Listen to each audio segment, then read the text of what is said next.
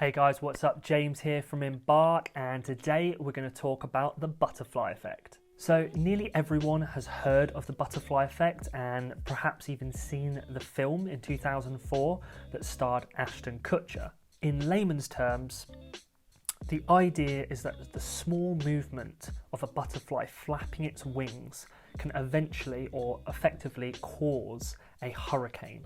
The idea that one butterfly can have this eventual far-reaching ripple effect on history was first talked about in a 1952 novel called A Sound of Thunder. For a more personal approach, think back in your life to any small or large decision that you made which you now regret.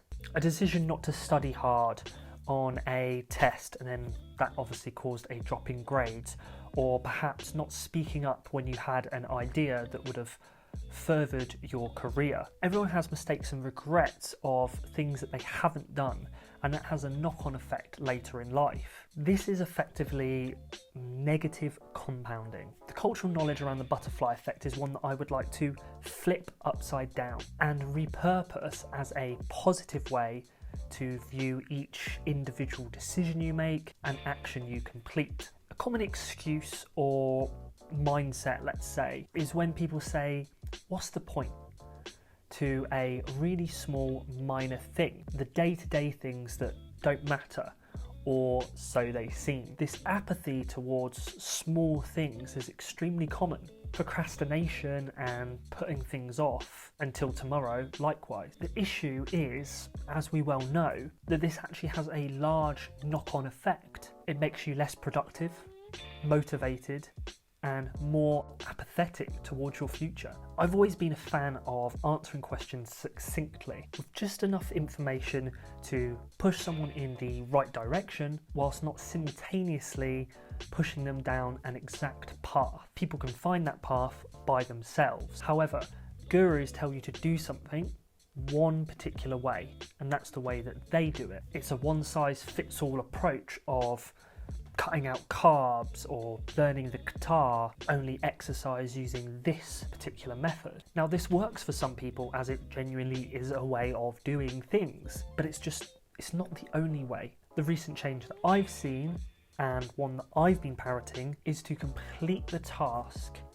in a way that you can stay consistent. If it's dieting, yes, you need to be in a calorie deficit. But other than that, there's no particular way to do it. A crash diet where you cut out this or cut out that might work in the short term, normally does work in the short term. You know, you'll see the scales dropping, you might see a little bit off your waist dropping, but it's short term. It'll keep you motivated for a short period of time, but it's short term. As soon as you finish the diet, you put all the weight back on. Consistency has and always will be the key to long-term goals. Creating habits and changing mindsets is much easier to do when you can attack the goal with the approach that you personally prefer and can stick to. If the question is, out of all these diets, what's the best one for 2021? The answer is always going to be, for me, it's the one that you can stick to. If you know you should read more frequently perhaps, and you ask, what book should I read? The answer is the one that you enjoy reading. The genuine love for reading, when cultivated, is a superpower. Cultivate that desire by reading what you want.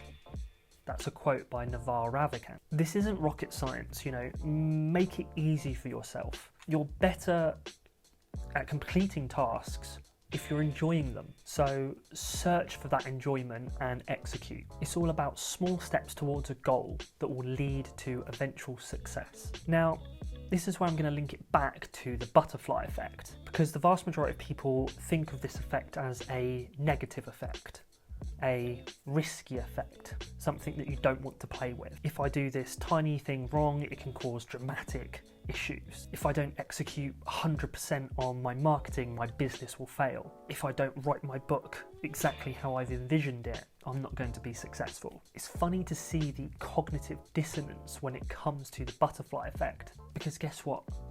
Most people put off doing the small things daily because they don't think they'll add up to something big in the long term. But the absolute opposite is true. So everyone understands that small decisions can have negative impacts on your life, but ignore the fact that on the flip side, small positive decisions can have a positive impact on your life. And that's what this is all about. Every tiny step you take is leading you down that path to success. Now, it might not always look that way, because as you're going down the path, there's twists and there's turns, and you can't see ahead of you, you can't see around the corner.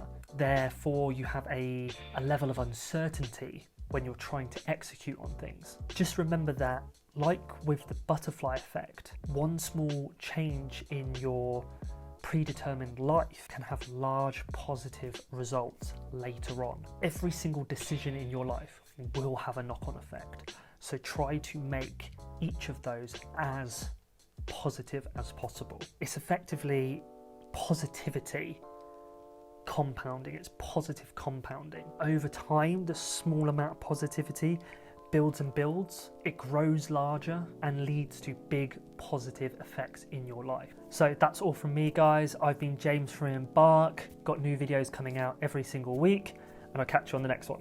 Ciao.